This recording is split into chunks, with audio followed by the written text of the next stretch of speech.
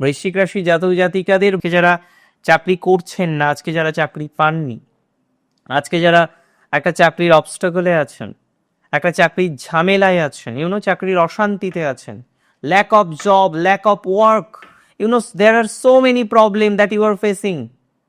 আজকে আপনার কতগুলো প্রবলেম হচ্ছে, কেউ চাকরি স্টেবল করতে পারছেন না, কেউ জয়েন তো করছেন, কন্টিনিউ করতে পারছেন না, কেউ কোথাও যেন গিয়ে বসের একটা ঝামেলায় পড়ছে, সেম জেন্ডার কনস্পিরেসি আসছে।